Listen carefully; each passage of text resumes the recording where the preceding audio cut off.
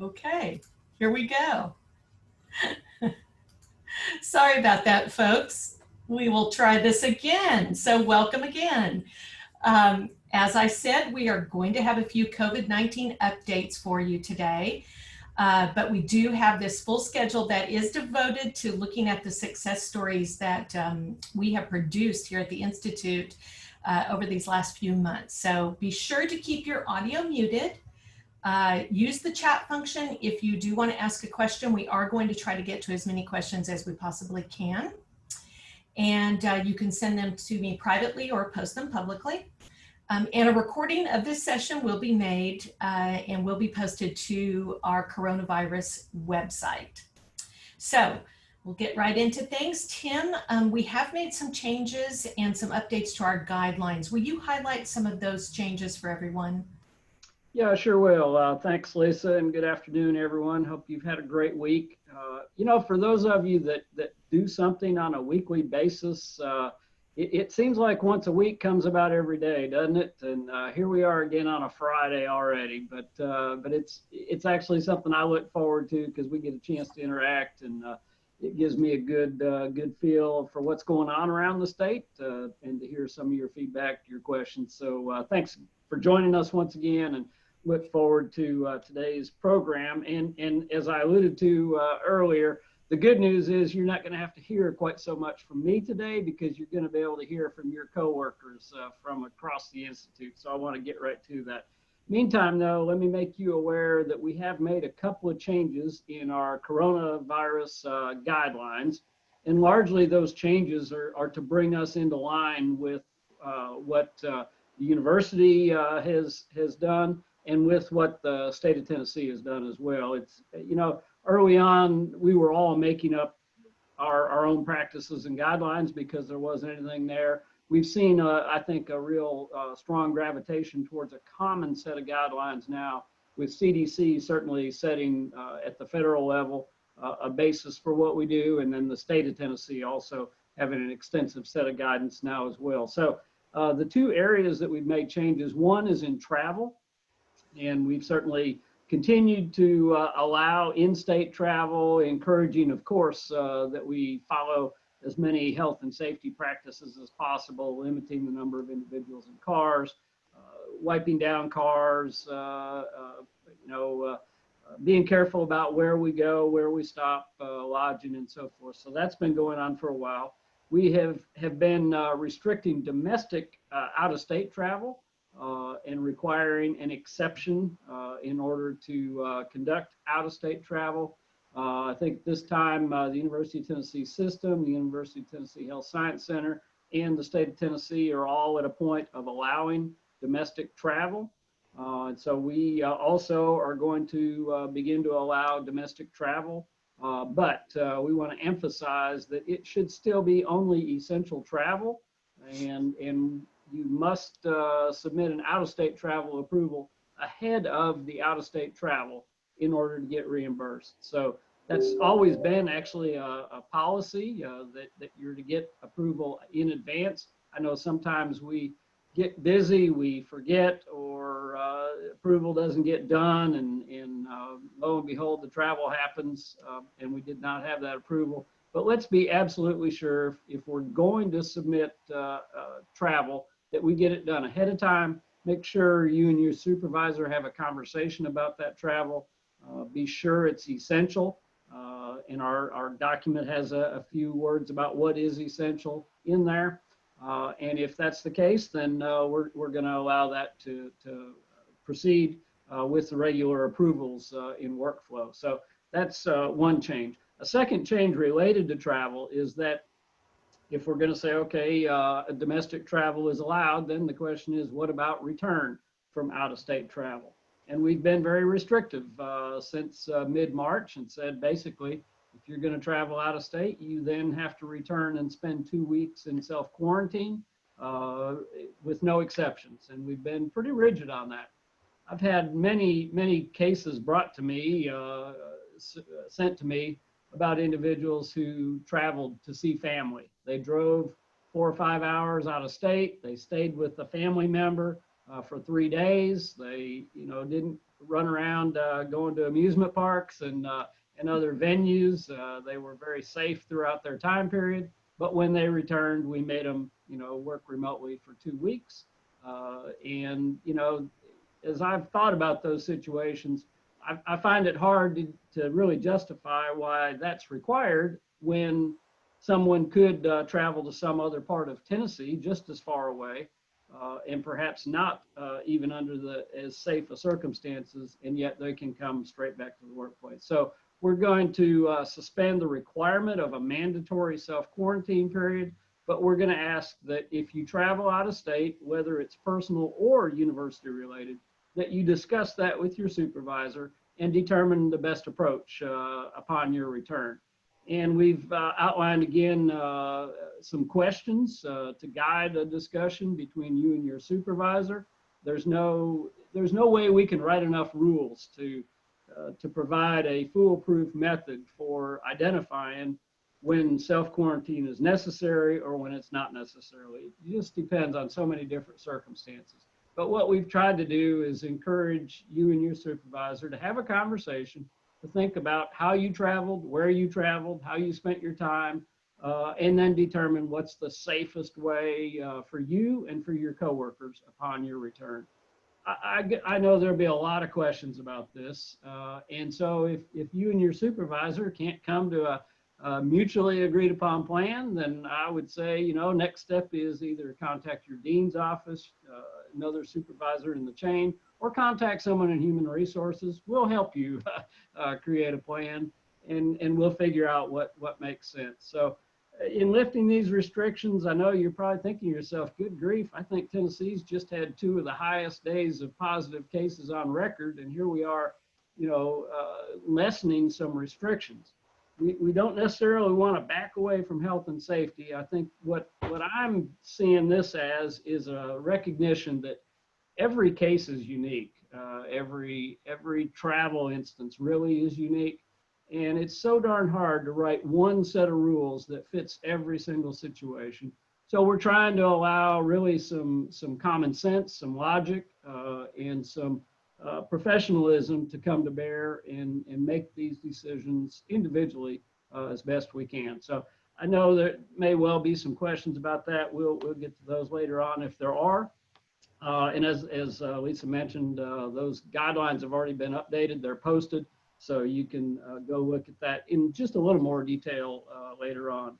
And then the other change we've made is with regard to group meetings. We had initially in mid-March identified that group meetings would be restricted to no more than 10 individuals through July 31st. But within the last couple of weeks, the state of Tennessee has increased that to group meetings of 50 are now allowed. The University of Tennessee, Knoxville has increased that to allowing group meetings of 50. And we felt like it was time for us to get in line again with that standard. All those group meetings still need to follow CDC guidance and state of Tennessee guidance. So we've changed our guidelines to indicate that, and we've included links to both of those sets of guidelines. So it won't be easy to do these meetings, and it may not be possible to do them depending upon the venue that might be under consideration. And then finally, let me emphasize, we're not saying go out and do these. We're saying if there's a real need, if there's a critical essential educational need or some organizational need for these, they are permitted. But this should not be interpreted that everybody goes out and does a group meeting with 50 people tomorrow. This is simply to allow for those plans to start to be made in the coming weeks and months. So that's the other change that we've made to the guidelines. And again, I think both of these really tend to align our guidance much more closely with CDC guidance and with state guidance as well, and with the University of Tennessee too. So those are the changes, Lisa. So Tim, we're probably sounding like a broken record here, but you did just say that cases are indeed going up across the state. We certainly saw that report just here in the last few minutes here in Knox County. So how important is it that we continue to really adhere to safety practices? Well, it's, certainly as important, if not more important now than it was a month or two ago. A month or two ago, most of us were at home across the whole state. Now, as the state's reopening, it's probably even more important that we practice good hygiene, that we wear our face mask out in public, that we keep physically distant from folks. I heard a conversation that was actually quoted in the newspaper as well, involving athletic director Phil Fulmer. Someone asked him, "Are we going to play football this fall or not?" And Coach Fulmer's response was, "Well, if you want to come and see a football game, you better start washing your hands. You better be wearing a mask in public. You better stay away from people, because if we don't all do that, it's going to be very challenging to have the ability to go to a football game, or the ability to send our children to school, or the ability to go out to eat at a restaurant." So we've all got to do our part. Otherwise, we're all going to pay a price, if you think about it. So it's still important to follow those guidelines. I know you're tired of hearing about it, but it's what we need to do. It's our obligation to one another. So just a reminder, we're all in this together. Follow those practices, not for yourself, but for those in your family, for those you work with, for those in your community. Great. Well, we have certainly, over these last few months, had some excellent guests here on our Fireside Chats, but we decided today to make the decision to shine the spotlight on some of our very own. And so, Tim, will you explain? I will.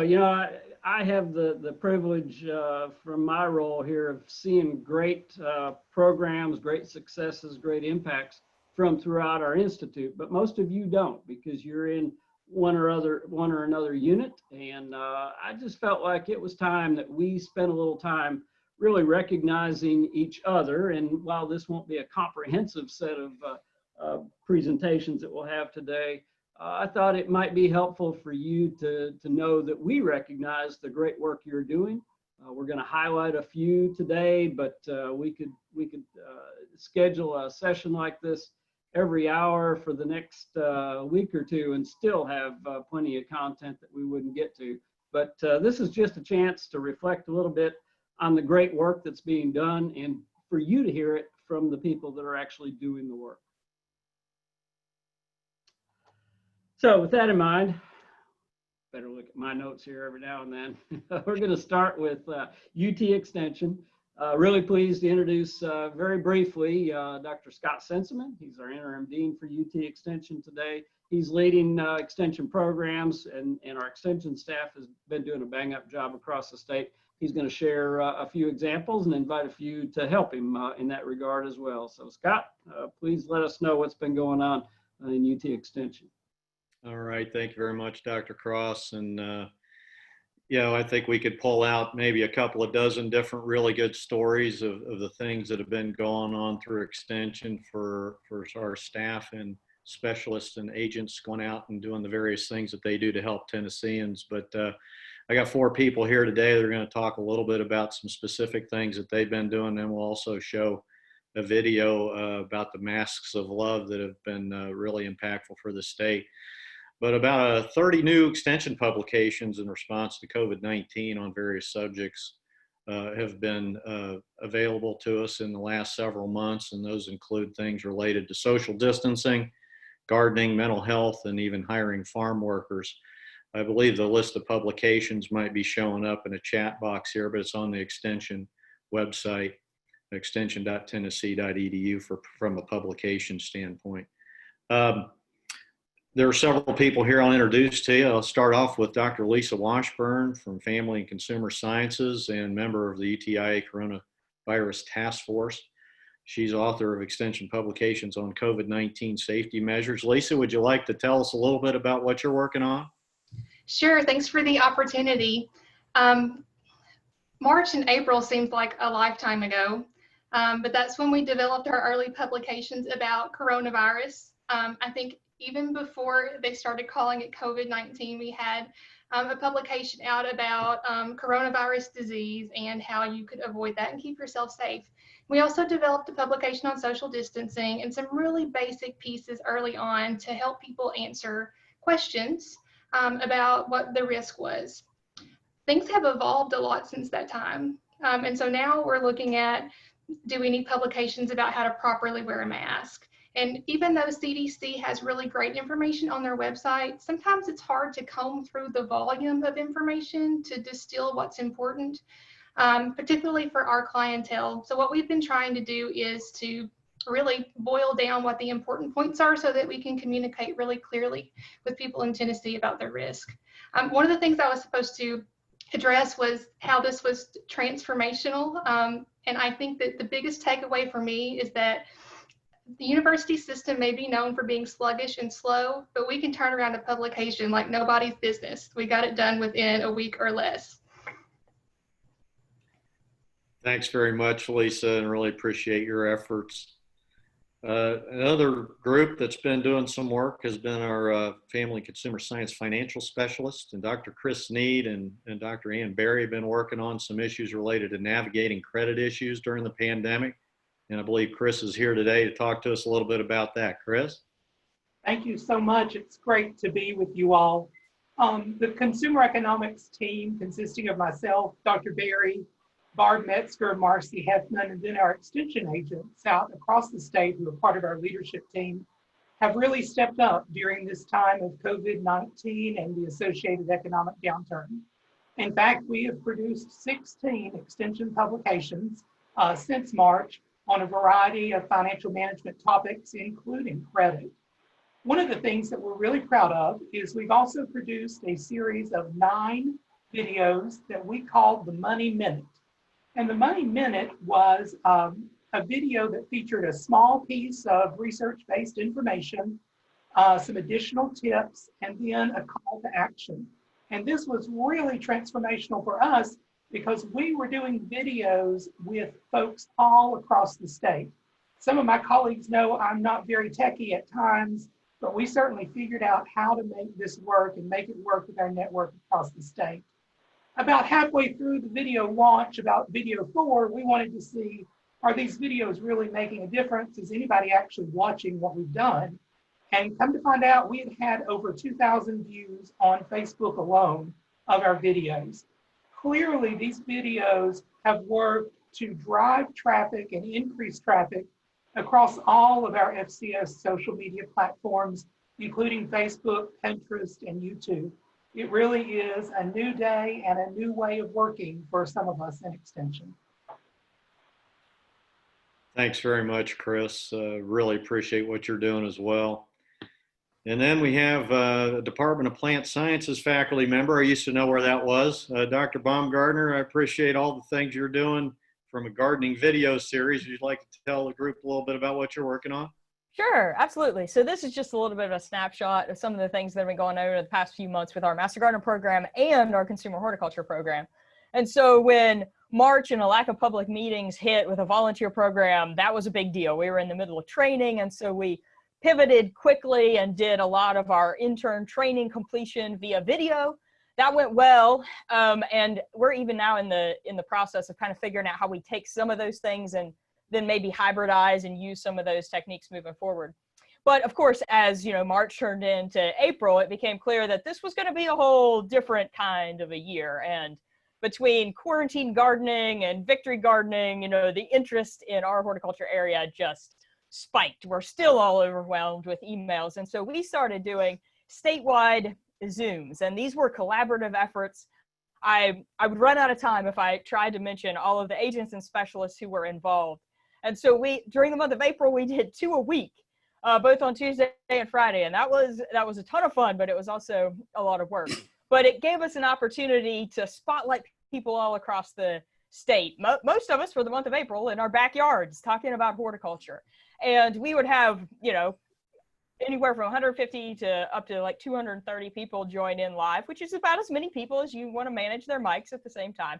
And then, we'd be able to put those on YouTube and have hundreds of people watching them. So it's been a really great opportunity to spotlight our fabulous people across the state and keep both our current volunteers, but also new gardeners engaged. And so you knew that I might share a little bit of data, but this is my favorite poll that I took at the end of April when we were closing up one of the series. I asked everybody in the meeting just a little bit about how do you feel about distance technology? 47% said, you know, it's getting us through this time all right. 53% said, honestly, if y'all keep this up, then I may just never leave the house again. Obviously, those are some you know, slightly tongue-in-cheek, you know, fun questions in a poll. But I think that it's explaining the fact that we've really kind of uncovered some methods that, yeah, we're going to look forward to seeing each other in person, but we're also going to take these techniques forward. And so the final thing that I wanted to mention is that this has kind of been synergistic with our county programs. So as we get our volunteers and our new audiences engaged with digital technology for statewide meetings, it becomes easier for county programs to also hold digital meetings, and vice versa, right? If the county agents get their volunteers better at Zoom, then they're going to turn into statewide meetings. And so I think it's really kind of connected our programs and brought them together, because we now have this unique tool that everybody's getting better at using. And so I'm excited about opportunities for new audiences and the opportunity to kind of carry these things forward. And you'll hear next from, you know, there's no better person in our system to tell you how this has been working in the local level. So thanks for the opportunity. Thanks, Dr. Baumgartner. And hopefully we get one of these videos with a Tom Samples bobblehead in it. If we get that, I think we'll sell out extremely well. Well, Dr. Chris Cooper is our UT Extension agent in Shelby County. And the only thing better that he might be able to do today to tell us about urban communities and community gardens is to be at a piano while he does it. I don't know, Chris, are you out there? I'm here. It would be nice to have a piano. Thank you for the opportunity. I represented UT Extension at a ribbon cutting ceremony at the Shelby County Community Gardens back in May. Mayor Harris, our county mayor, was looking to reestablish the community garden program, which allows the residents the opportunity to grow their own fruits, vegetables, and flowers for free. We wanted to help promote a culture of healthy living, staying active, while at the same time enjoying the county's green space. There are about 400 total plots, and they are all claimed. Those plots are 25 feet wide and 100 feet long. 100 new gardeners got plots this year. Let me say that again. 100 new gardeners got plots this year. We, Shelby County Extension Office, are working with Rachel Gray, Program Manager of Parks and Grounds, to establish programming for those gardeners. Many of the produce is given to the local food banks, senior citizens, and those in need. And finally, folks, COVID-19 has given many people an incentive to try gardening. There's a great desire to get outdoors, to enjoy our natural environment, and to work in our gardens. Thank you for the opportunity again. Thanks very much, Dr. Cooper, and thank all of you who've presented today. It's some really great stuff. We'll end up with a video, and just to tell you a little bit about what's going on with this video, there is a sewing mask for at-risk populations, first responders, and medical personnel that began as a local extension service outreach project under the guidance of Dr. April Martin in DeKalb County and Shelley Barnes in Wilson County. This effort has grown to a statewide effort involving 49 of our 95 counties, where volunteers contributed over 21,000 hours to produce over 22,000 masks. The value of this volunteer's time is over $500,000. So with more than 850 members on the Tennessee Association of Family and Community Education Massive Love Volunteers Facebook group, they have fostered a tremendous amount of camaraderie engagement across the state. They've had more than 500 posts, 2,600 comments, and nearly 11,000 reactions in just a 9-week period. So with that, again, thanks everyone in Extension that's presented today. And Mike will be ready to go ahead and hit the button on Masks of Love. Kindness that gains momentum with every stitch. Mask makers across Tennessee. More than 500 volunteers sewing stylish and practical face coverings to protect people during the COVID crisis. 4-H'er Trinity Nash has made more than 650 masks herself. She and her mom saw the idea on Facebook. There was a great need for masks around my area, So she asked me to make some, and I said, of course I said yes, thinking, oh, I'm only gonna have to make a few. Yeah, I'm still going on today. Macon County 4-H is very proud of Trinity for all of her hard work and dedication to this project. It's very inspiring. This project is called Mask of Love, organized by UT Extension and the Tennessee Association of Family and Community Education Clubs. This is what FCE means to me, working with the community. 4-H youth are also involved. Several of us Zoomed to talk about it. The movement started on Facebook and shows how fast something can spread on social media. And the response has been very amazing. We see people sharing it. We see people talking about it. I'm able to search in Facebook to see all of the different posts. And I think it's just a great way to reach a large number of people quickly. My daughter, Meredith Denny, works at Vanderbilt Medical Center. She made this mask for me, school colors. It's impossible to count the number of masks made by these FCE or 4-H volunteers, but it's safe to say it's in the thousands. Some sewing pros can produce a mask in just minutes. Organizer April Martin from DeKalb County says it's an easy way to help. I don't know if I'd call it a beginner sewing project. It's almost a beginner sewing project until you get to the pleats, the pleat part of it, or at least my pattern. But it just involves basically a 9x6 rectangle square. The effort is appreciated. Gianna Owens is a nurse practitioner in DeKalb County and has family in Italy impacted by COVID. It's just an amazing feeling of knowing that I have a whole community behind my back protecting me and praying for me. So while we're staying apart, mask making is a great way to come together. With thread, needle, and machine, we can all be a little safer. Keep safe, keep sewing. We're all in this together. This is Charles Denny reporting.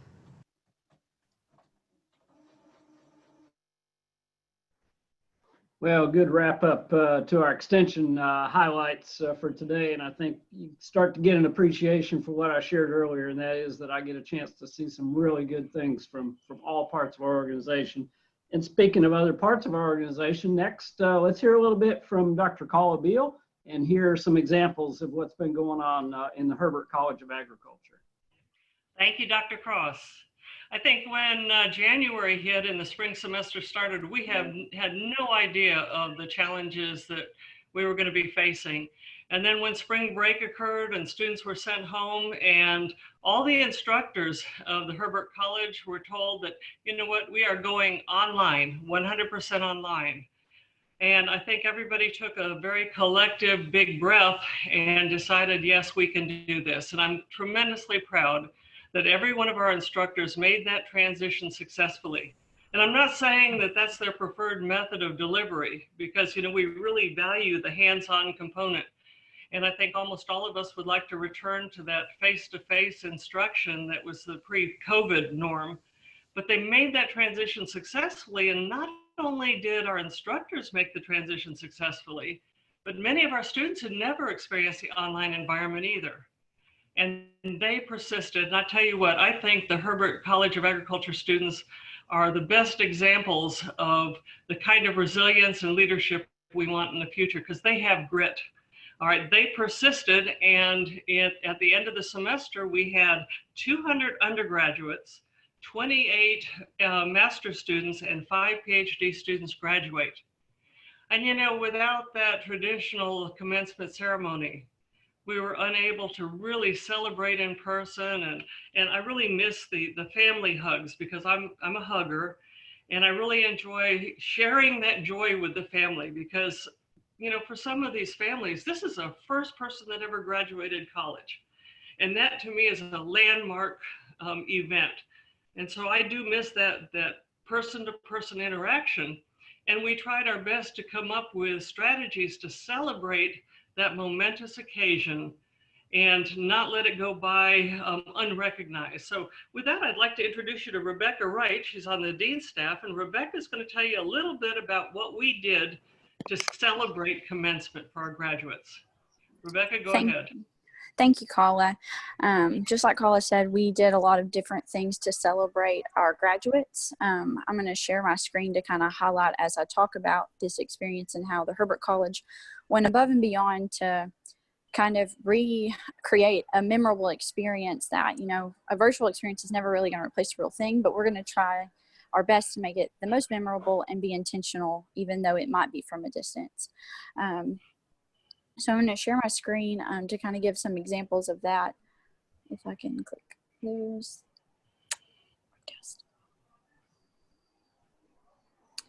So one of the ways that the Herbert College did that was, can everyone see my screen? Yes. Okay, so in the ways the Herbert College did that is we sent graduation gifts about a month leading up to graduation. We highlighted our students receiving these over social media. As you can see, some of them said it was one of the best packages to open from the Herbert College, along with a note from our dean's office and a way to celebrate them. So we did this about a month leading out. And then the week of whenever graduation was supposed to take place, we sent cookies out to each graduate along with a graduation note in celebration of those graduates, saying that we look forward to the time that we can actually cross the stage in person, kind of like Colin mentioned, having that big hug, but we want to be as intentional as possible, even though we can't do that necessarily in person. And then the day that commencement was to take place, the Herbert College had an online commencement celebration that you can still view today from our website. And on the website for the virtual commencement, you can see videos from Carla, our faculty advisor, speaker, and our student speaker, along with some different people from UTK to highlight our graduates' experience.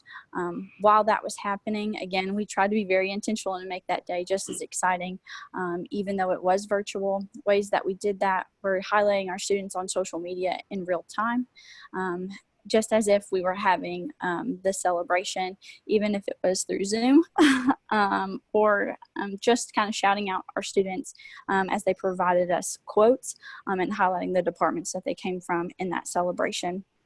And then lastly, not only did we try to lead up to graduation as excitement, celebrate them during the original commencement ceremony, but we also wanted to bring it full circle and highlight our student success, even after they graduated, and highlighting where they potentially could be.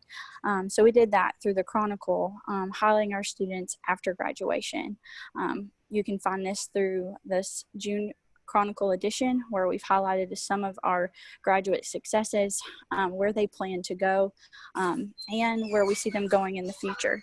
Ultimately, we're excited to see where our Herbert students will go and continue to celebrate them, even though that this experience will never replace the real life experience. But we did the best that we could to make it memorable and intentional. Thank you very much, Rebecca. I appreciate that. And then, as we enter the fall semester, we're getting prepared for giving the best that we can, because we pride ourselves on the quality of education we give our students.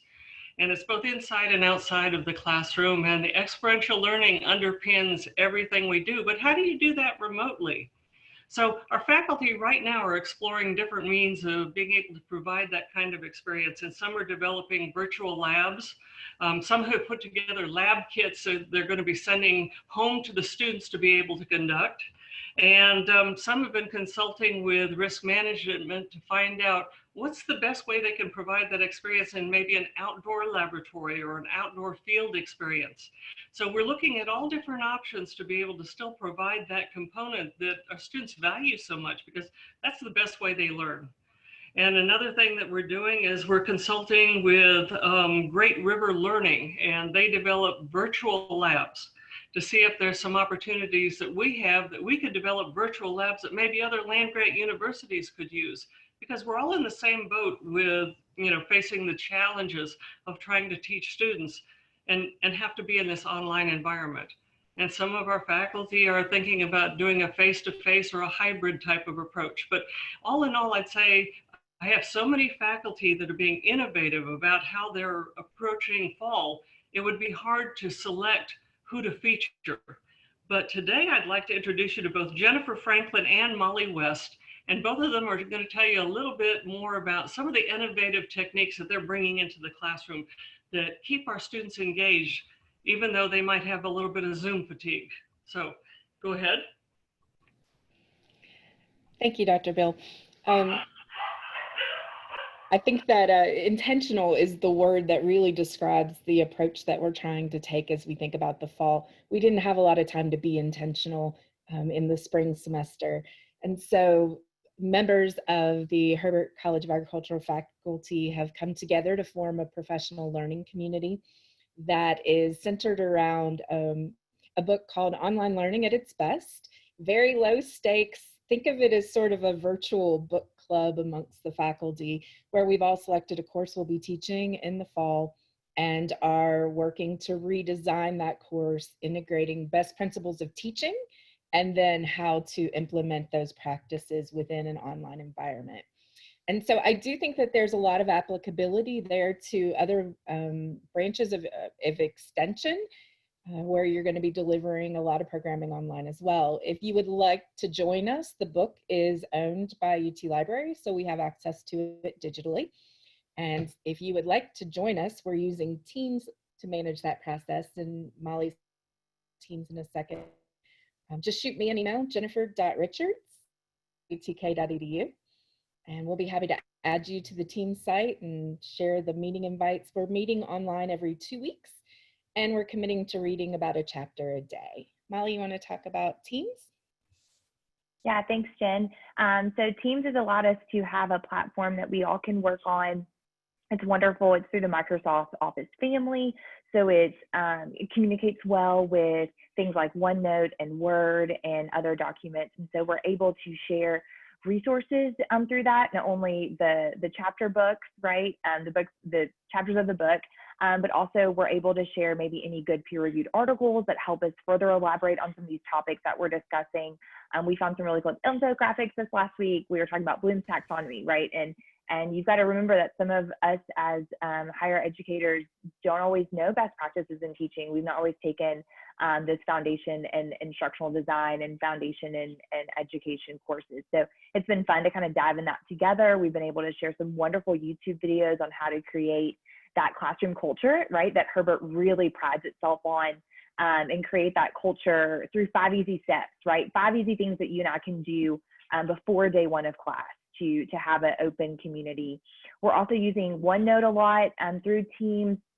This allows us to have digital discussions, and we can kind of have these pre-done discussions. So when we get together as a group, we can talk about them a little bit more in depth.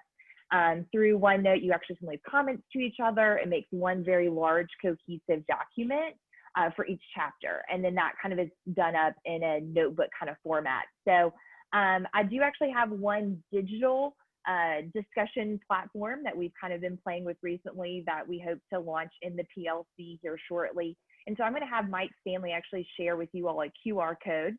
So if you will open up a smartphone to the photo, the camera option, and look like you're going to take a picture of this QR code, and it should open up the URL called Padlet. He's also put the URL in the chat feature. So if you're not familiar with QR code, you also can do the URL. And I basically just set this up. Padlet sets up so you can basically put little tiny Post-its in it. And so I've listed for you all 5 reasons why we should use discussions in any type of educational event. And they're really great. I've got some great resources I will share with UTIA so they can kind of get those out to all of us. But I've set up a discussion board for us. And I just have a question of how do you facilitate discussions in your seminars, lectures, or other programming? And so you can leave any comments on there. We can like each other's comments. The way, depending on how you set it up, you can even grade potentially a student's comments. So for y'all that are wanting to kind of build more discussions and learn how to better use discussions within your classes, this is, I think, going to be a great resource for us potentially as we do a lot more distance programming education. So as we kind of go through this, you all can maybe look at some of those reasons and how you facilitate discussions in your programming. So if there's no questions, thanks, Dr. Beale.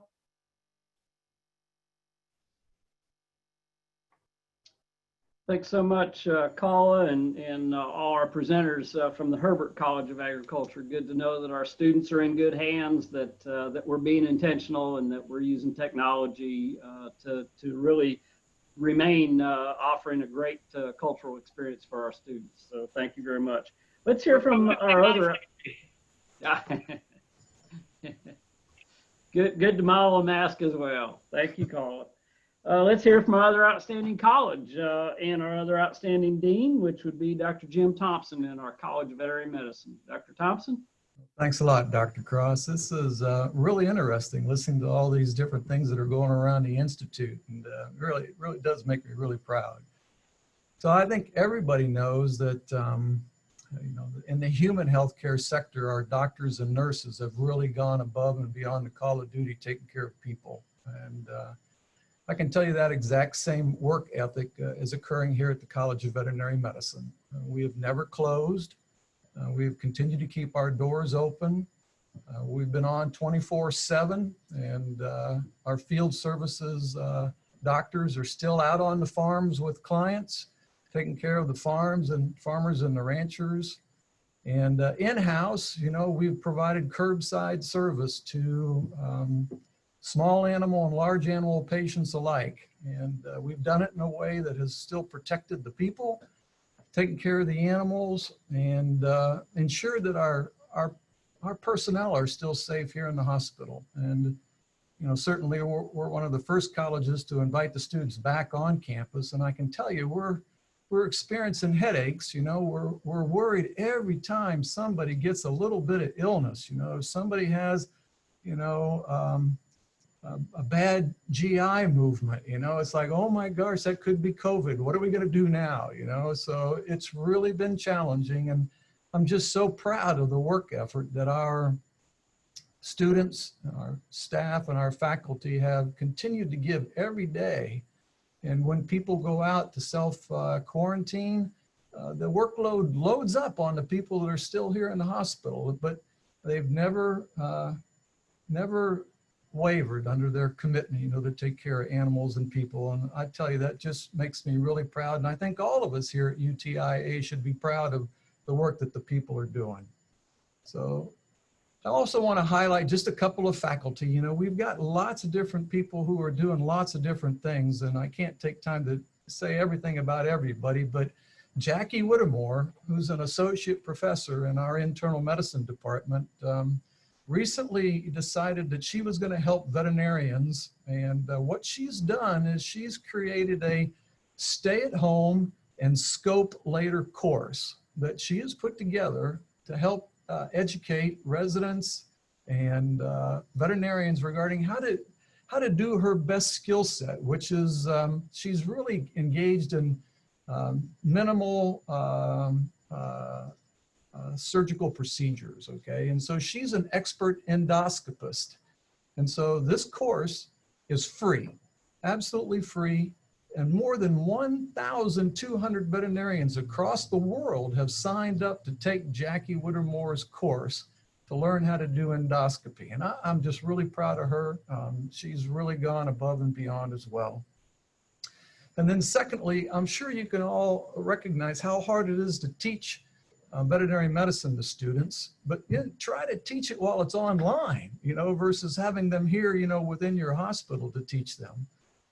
But we have another faculty member, Shelley Olin, who's also an internist, who has put together a virtual online clinic. And what this does is it engages our veterinary students. The veterinary students either select to be a client or a clinician or a shadow doctor. And client students are responsible for taking a look at a list of different diseases, selecting a disease that's of relative interest to them, researching about that disease, and then creating a fictitious patient to present then to the student, who's the clinician in the case. The clinician's responsible then for taking a history from the client, creating a list of potential problems based on that history, conducting a virtual examination of the patient, developing a problem list, coming up with a differential diagnosis for what kind of diseases that patient might be having, and then for presenting the case into the virtual exam or the treatment room area where other students are listening and adding into the case. And it's been just a fantastic development tool to help put expertise in our students' hands. And I'm just really proud of Shelley. She's really done a great job in trying to push forward our educational program. And this virtual examination clinic, I think, has been a real winner for the college. And then lastly, you know, we're all social beings, and we really like being around one another. And it's just exactly like UTIA, the College of Veterinary Medicine is kind of a family atmosphere. And we've lost some of that family atmosphere that we, you know, really treasure. People like working together. So we've got a individual who comes from Italy who says, hey, my house is your house. And Dr. Luca Giori, who's an endocrinologist, decided that he wanted to open his house and invite people in. And so I'd just like Dr. Giori to tell us a little bit about what he did, why he did it, and what he's been able to observe with everything that he's done on his end. So Luca, tell us what's going on. Thank you, Dean Thompson. So this idea of cooking class didn't come directly from me. It was the Dean of the Academic and Student Affairs, Dr. Claudia Kerr, that came to me and asked me if I wanted to do that because she knows that I like to cook. And the intent was to give some emotional supports to our students, especially during this first pandemic finals that they were living. I hope it's the last also one. I immediately love this idea of cooking together because as Dean Thompson was saying, food has a different meaning for Italians. It's not just a means of supplying the body with nutrients, but it's also a place, a moment where we share things together. So the dinner table is where we create our family bonds, where we develop and strengthen our friendship. And there is this kind of magical synergy and between the joys of a conversation in front of a meal and sometimes even with a glass of wine, which is also helps in conversation. Also, in a traditional family, Italian family, the mom is responsible for the cooking, and the mom is the person who usually takes care of the whole family. For that reason, I wanted to, be the mom, or better, the cooking dad, who wanted to take care of my students because those are part of my professional family. And I decided to share some of my mom recipes. So what we did, a week before this cooking event, I was sending out an email to the students with a Zoom invitation, the list of the ingredients, and very detailed step-by-step recipe with also pictures. And then we were meeting through Zoom and we were cooking pretty much together. And the first dish that we did was risotto with bell peppers. It came up very well. The participation and the feedback from the students were absolutely positive. I was astonished to see how many people actually participated. And they asked for a second session, and they also asked for tiramisu. So at that point, we decided to open this to the whole CVM family, so also to faculty staff. And we did a second round when I prepared tiramisu. And then we also cooked some orecchietta with anchovies and a cream of broccoli and black olives. So my hope is to keep offering this type of cooking class at least once a month when the students will be back from their summer break. Thank you for the opportunity to share this with you all. Thanks, Dr. Giori. I tell you, I'm just really, really proud of the innovation, that everybody has shown during this dang virus infection. And the sooner we get away from this, the better off, I think. All right, back to you, Dr. Cross. Thanks a lot, Dr. Thompson and Dr. Giori. I'm signing up next time. That looked like some great food to me, so put me down. I will. Last but certainly not least, let me ask Dr. Hongwei Shin, our Dean for Ag Research, to join us. And joining him, I believe, will be one of our Research and Education Center directors, and they'll be talking just a little bit about one of their new approaches to a traditional activity. Dr. Shin? Thank you, Dr. Cross. Indeed, Ag Research continues to fulfill our research missions while trying to do our best to protect the health of our workers. Here's a few facts I wanted to cite. As of June 1st, we have had 853 field trials and research education centers for the 2020 season. So to give you a perspective, last year, the entire calendar year, we had 966 trials. So in the meantime, on campus research, the essential ones continued during the wrapping up phase. Since phase 2, early June, we have had 142 safety health plans for conducting research activities. Another noteworthy activity is we have recently received a number of highly competitive grants from USDA, NSF, DOD, and NIH. So people may say, well, those are pre-COVID-19 activities. Hey, you know what? In today's age, anytime you get good news, you need to celebrate, right? So at the same time, during this COVID period, since early March, we had 216 proposals submitted, representing $150 million. And some proposals are for COVID-19 research. A couple of programs I think are worth mentioning, one of them being the research experience for undergraduate. The other one is research extension experience for undergraduate. One of them being led by Dr. Kim Nguyen on the data science, along with a slate of very competent cohorts of faculty from EPP.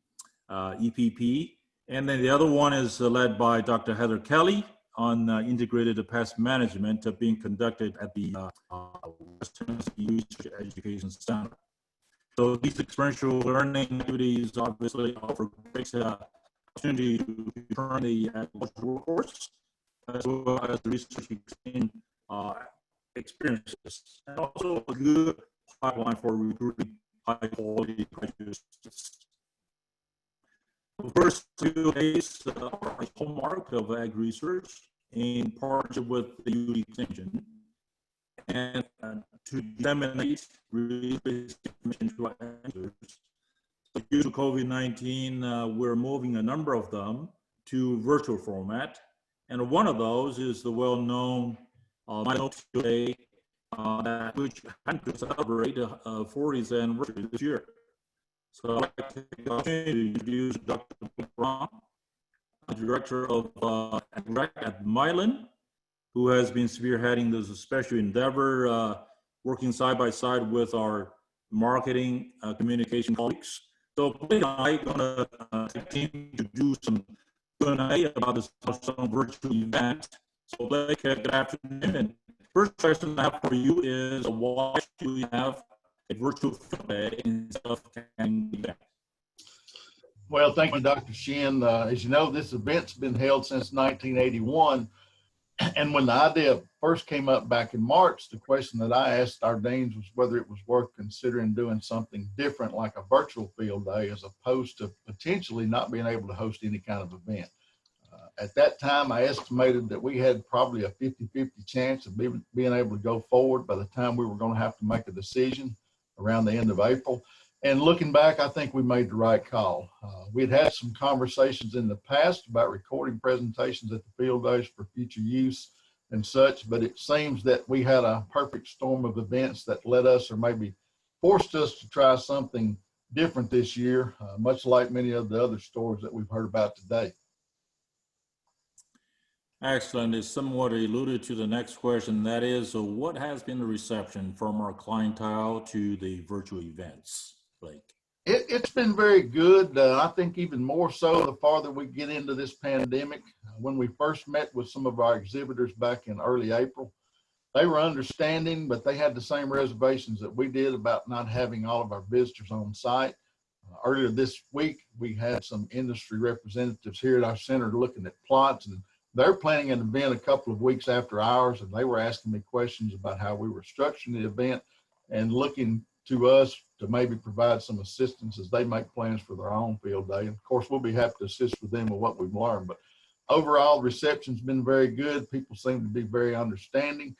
And in fact, some have already stated that they see advantages to going this route, such as being able to get all of their CCA points or pesticide recertification points that we're offering. And those are going to be substantial. Beautiful. So then how are the pre-registrations look so far for the event? As of a couple of days ago, we were right at 500 pre-registrations. We typically get about 1,000 registrations at the live event, so I think we're doing well, being that we're 4 weeks out from yesterday before we go live on July 23rd. We're putting the finishing touches on our program right now, and I feel that once that program is posted, that the pre-registrations will pick up substantially. Excellent. Then tell folks the lessons you have learned so far for planning virtual education events, if you will. Well, I think first of all, it's taken considerably more effort than I ever anticipated when I first sent this idea up to Morgan Hall. And it has taken a great big team of folks from across the Institute to make it successful. Our staff here at Milan, they've been busy carrying out our research program. And while Leslie Smelser, our administrative assistant here at Milan, and I, we've been working on the details of the field day. We found that for many of the aspects of the field day, even though we have a long history of doing this, once we decided to go virtual, it's kind of like starting over. And so we've had to kind of relearn and redo some things. But we've had lots of people, including folks from your staff that have been invaluable. The research and extension faculty and staff who are recording the 65 presentations that make up the 16 research tours. They've been phenomenal. Keith Barber and Tiffany Howard from Advancement have been helping with sponsorships. And of course, none of this would have been possible without the outstanding effort by the entire marketing and communications staff, particularly Ginger Rousey and Charles Denny, who've been responsible for recording all these presentations, but also Lisa Stearns and her entire staff who've been so supportive of this entire event and working behind the scenes to make it possible, along with John Tolman, folks in IT. Basically, we couldn't have done it without them, and they're carrying a huge load to make this event a success. Couldn't agree more.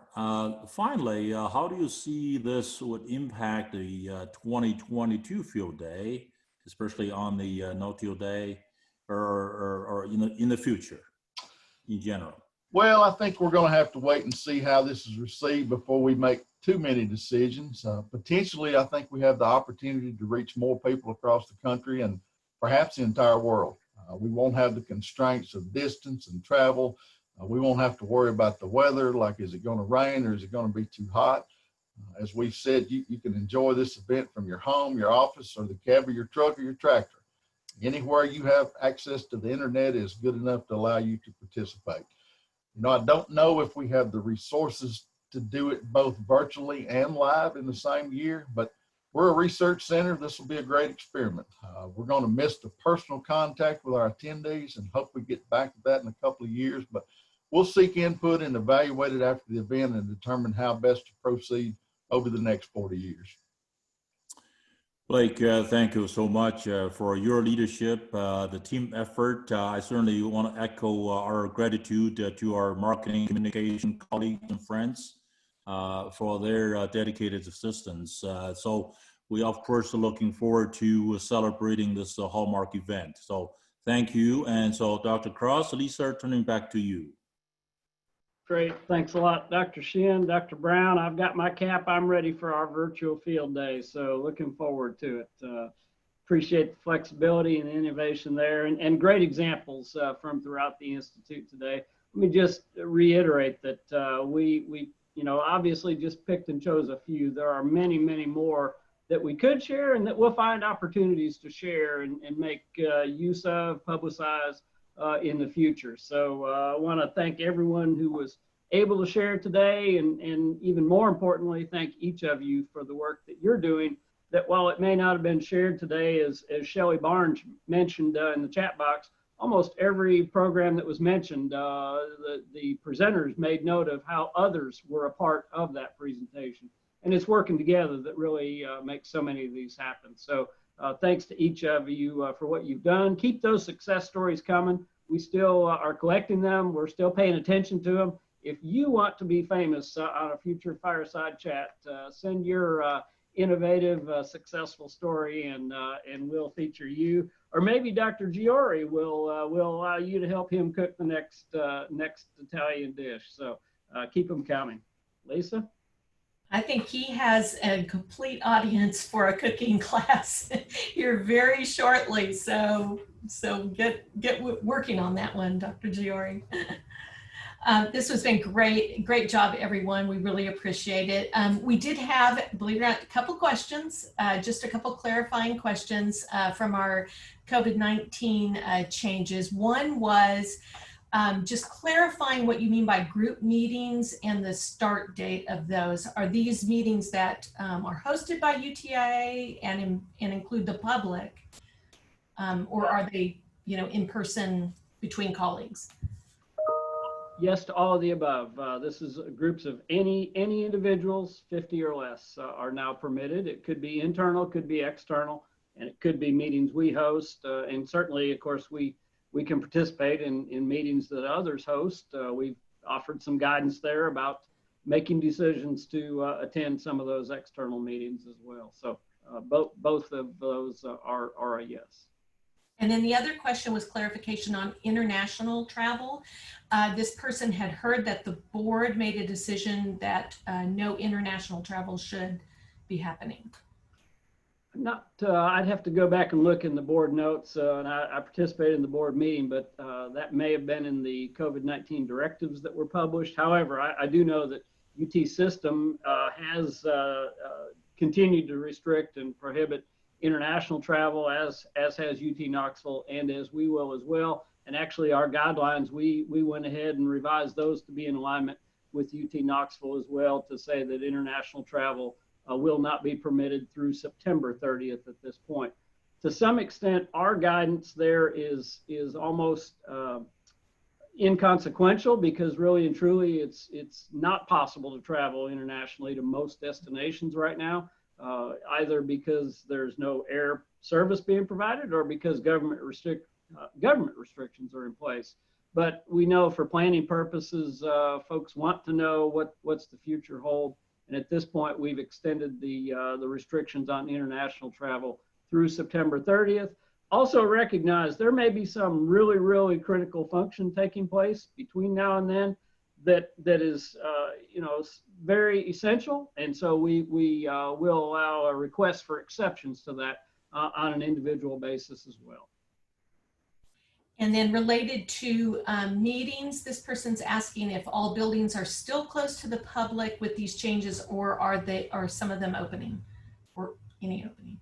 And I think we're probably all over the board there. Our extension offices are still in a phased approach. Our research and education centers, I believe, are still secure for the most part to outside visitors. And here on campus, we're still secure in terms of locked buildings. However, there are provisions for visitors and guests, and basically what we're indicating is that for those who want to visit, or for those who we're inviting to be guests, they need to follow all the same health protocols, health procedures that the rest of us are following. So, we are a public agency. We're here to serve the public, but we need to do so safely. And we're trying to hit the right balance there between being accessible, but also being safe. I believe within the next few weeks, probably that restriction will be looked at very closely, and my guess is somewhere around the end of July, we'll look at probably reopening, if you will, all of our buildings, institute and university-wide. Great.